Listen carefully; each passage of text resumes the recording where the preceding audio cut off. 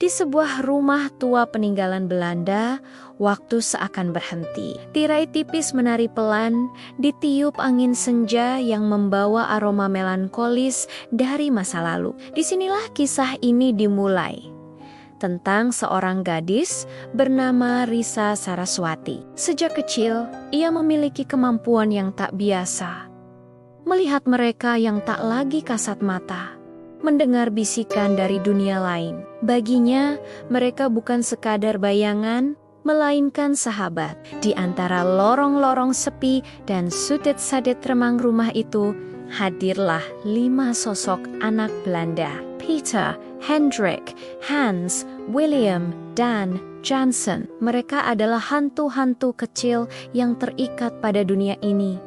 Jiwa-jiwa yang tak pernah benar-benar pergi. Kehadiran mereka membawa aura kelam sekaligus polos.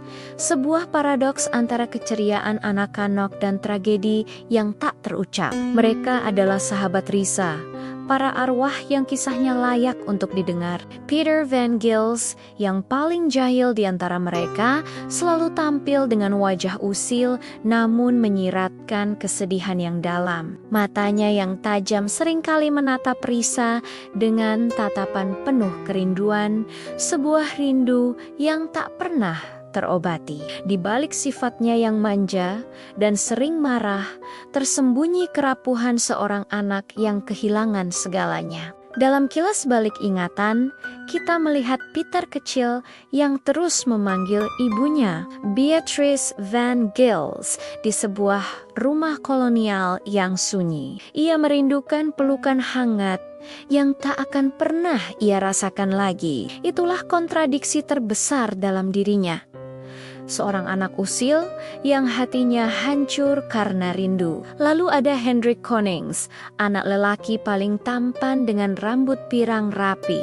Namun, jangan terkecoh oleh penampilannya. Sorot matanya selalu misterius, menyimpan rahasia yang tak pernah ia bagi. Ia sering terlihat berjalan menjauh, menolak untuk bercerita, seolah sebagian dirinya selalu berada dalam bayang-bayang. Hidupnya adalah rangkaian kejadian memilukan yang mengantarkannya pada kematian tragis. Setiap langkahnya terasa berat, dibebani oleh masa lalu yang kelam dan menekan. Hendrik adalah bukti bahwa luka yang paling dalam seringkali disembunyikan di balik wajah yang paling tenang. Di dekat Hendrik selalu ada Hans Joseph Will, anak berambut hitam yang juga tampan. Ini adalah sahabat terdekat Hendrik. Hans sering terlihat duduk sendirian di sebuah ruang tunggu tua. Matanya tak pernah lepas dari pintu. Ia seolah menanti seseorang yang tak akan pernah datang.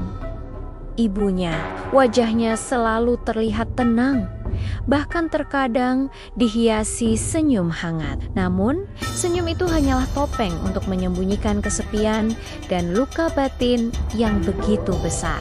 Ia adalah potret kesetiaan yang menyakitkan, penantian abadi yang tak berujung.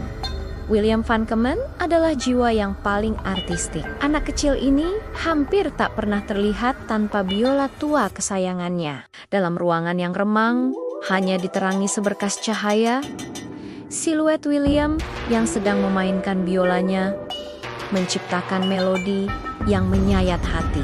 Tatapan matanya seringkali kosong, namun sesekali ia tersenyum tipis. Kesepian adalah teman abadinya selama hidup. Ironisnya, baru setelah menjadi hantu, William merasakan kebahagiaan. Ia akhirnya memiliki sahabat sejati Peter, Hendrik, Hans, Jansen, dan tentu saja Risa. Biolanya kini tidak lagi memainkan lagu kesepian, melainkan lagu persahabatan. Dan tentu saja Johnson atau Jonse Heinrich Johnson, si kecil ompong yang paling cerewet, usil, dan paling suka mengejek Risa. Tingkahnya yang lucu seringkali menjadi sumber tawa, membawa sedikit keceriaan di tengah suasana yang kelam. Namun, di balik wajah cerianya, tersembunyi ketakutan yang luar biasa. Saat hujan turun, Jansen yang pemberani berubah menjadi anak kecil yang menangis ketakutan. Sebuah trauma mendalam dari masa lalunya. Sebuah masalah besar yang harus ia hadapi sendirian hingga akhir hayatnya. Johnson adalah kontras yang paling kuat. Pengingat bahwa tawa yang paling keras seringkali berasal dari hati yang paling terluka. Namun, dunia Risa tidak hanya dihuni oleh 5 sahabatnya. Ada juga Samantha, seorang gadis Belanda yang ringkih. Wajahnya pucat, kepalanya botak karena penyakit ganas yang merenggut masa kecilnya. Ia sering terlihat duduk sendirian di kamarnya, memeluk boneka lusuh. Tubuhnya penuh lebam. Kesendirian adalah satu-satunya hal yang ia kenal setelah ditinggal oleh orang tuanya. Kehadirannya begitu sunyi, namun meninggalkan luka yang begitu dalam di hati siapapun yang melihatnya. Samantha adalah simbol dari kepolosan yang direnggut oleh takdir yang kejam. Berbeda dengan Samantha, ada Ivana van Dijk, sosok perempuan Belanda dewasa yang cantik, namun wajahnya dipenuhi amarah dan dendam. Ia bukanlah hantu yang diam. Ivana adalah teror. Ia merayap cepat di lorong-lorong gelap, menyerang siapapun yang dianggapnya mengganggu ketenangannya. Amarahnya begitu besar, dendamnya begitu membara. Namun, di balik semua itu, ada kisah pilu tentang ketidakadilan. Risa, dengan keberaniannya, mencoba mendekat. Ia ingin mendengar cerita Ivana, memahami lukanya, dan mungkin memberinya sedikit kedamaian yang selama ini ia cari. Tidak hanya arwah Belanda, Risa juga bertemu dengan sosok-sosok dari tanahnya sendiri. Salah satunya adalah Asih atau Kasih, seorang perempuan pribumi yang awalnya memiliki hidup bahagia dan penuh cinta. Namun, sebuah tragedi mengubah segalanya.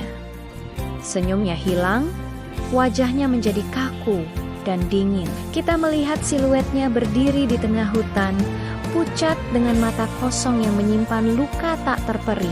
Kisahnya bukan sekadar horor yang menakutkan, melainkan horor emosional yang menyentuh sisi terdalam kemanusiaan kita. Asih adalah cerminan dari bagaimana cinta yang besar bisa berubah menjadi duka yang abadi. Pada akhirnya, semua kisah ini bertemu di satu titik. Risa berdiri di antara mereka semua, di antara para sahabat dari dunia lain. Ia menjadi jembatan antara dua alam, hidup dan mati. Cahaya dan kegelapan berputar di sekelilingnya, menunjukkan betapa tipisnya batas yang memisahkan mereka. Dalam sebuah momen magis, tangan Risa hampir menyentuh tangan Peter, sahabatnya. Namun sebelum bersentuhan, sosok Peter memudar, menghilang seperti kabut. Sebuah adegan yang hangat sekaligus menyedihkan. Pengingat bahwa persahabatan mereka, meski nyata, terhalang oleh takdir. Rumah tua itu kembali sunyi. Senja telah berganti malam. Risa duduk di mejanya, menutup buku catatan yang berisi semua kisah mereka. Di keheningan malam, terdengar bisikan samar. Suara tawa dan panggilan lembut dari anak-anak Belanda itu, mereka mungkin tak terlihat, tapi mereka akan selalu ada di sana. Di sisinya, para sahabat dari dunia lain. Terima kasih sudah menonton. Jangan lupa untuk subscribe dan bagikan cerita ini agar semakin banyak yang tahu tentang dunia mereka yang tak terlihat. Sampai jumpa di video selanjutnya.